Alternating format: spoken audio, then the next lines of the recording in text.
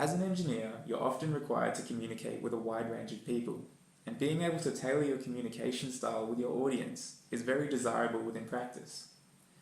In this module, we'll be learning about a generalized method for communicating with others. Engineers often work with or around people who have significant expertise in their respective fields. It's often hard to prescribe how much information to give when communicating with someone. Too much information can leave the other person confused, and not enough can lead to a lack of understanding. Two strategies which can be used to communicate are the inductive strategy and the deductive strategy, and you usually find people tend towards one style or the other. The inductive strategy firstly involves introducing the listener to a topic. The inductive communicator will start by describing the issue under consideration and providing context. The argument is then made through a series of cohesive points organized chronologically. The inductive communicator will then conclude by summarizing the points and making a statement about the argument they wish to make. Sometimes, through the inductive strategy, there is no final statement, as the communicator will try and lead or persuade the listener towards a particular idea, essentially letting them draw their own conclusion. The deductive communication strategy essentially works in the reverse order to the inductive communication strategy. The deductive communicator will start by making an assertion through a clear and concise statement. The communicator then justifies the assertion through a series of cohesive points and facts. The deductive communicator then summarizes the arguments and, if necessary, offers any actions which should be taken.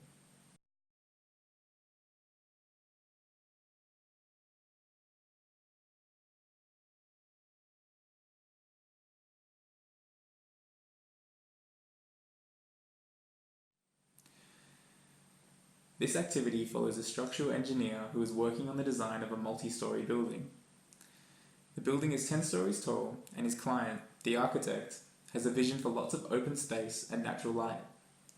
It's previously been discussed that the main structural element of the building will be shear walls which run the building's length. For those who don't know, shear walls are a structural element which resolve lateral loads on the building, like those from wind, by transferring them into the ground. Shear walls effectively increase the stiffness of a building and stop it swaying too much, which would be uncomfortable for the building's occupants. The engineers received an email from the architect disclosing a change in the plans. The architect wishes to include floor-to-ceiling windows around the circumference of the building on floors 6 and 7. This would effectively create breaks in the shear walls which were used in the calculations. Breaking a shear wall defeats its purpose, as the lateral loads wouldn't be efficiently transferred into the ground.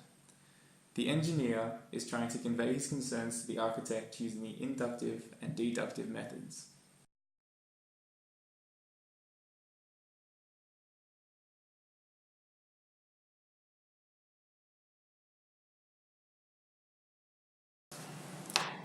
So I just wanted to discuss the revised drawings you sent through.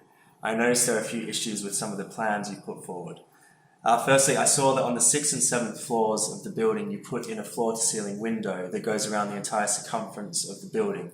Now, because we're using a shear wall system throughout the length of that building, this is going to create a break in that shear wall. Now, are you familiar with the concept of a shear wall? No? Okay.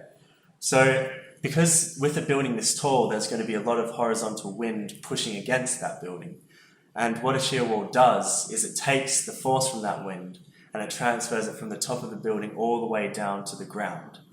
Now, by putting a window in place, like you've done on the 6th and 7th floors, it's going to create a break in that shear wall, meaning the force won't be able to be fully transferred from the top all the way down to the ground. And the top of the building is going to be effectively useless. What we can do, if you did want to keep the windows in the design, is put in a moment frame system, but this is going to be significantly higher in costs. And in addition, it's not going to be as rigid as the shear wall system that we already have in place. So for those reasons, I wouldn't recommend pushing forward with the new plans, and I would just stick to the original ones.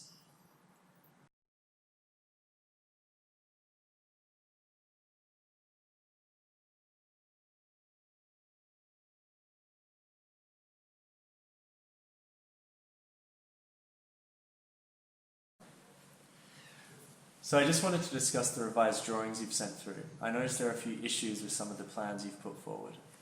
Basically, the alterations you've made would prove to be too costly, and for that reason I would not recommend pushing forward with the new changes. Structurally speaking, when you introduce a break in a shear wall, which I noticed you've done on the 6th and 7th floors, you're stopping the horizontal forces on the wall in the form of wind from being fully transferred from the top of the building all the way down to the ground, leaving the top part of the building effectively useless. An alternative to still keep the floor-to-ceiling windows in place would be to use a combination moment frame system. This is going to drastically increase costs and reduce the overall stiffness of the building.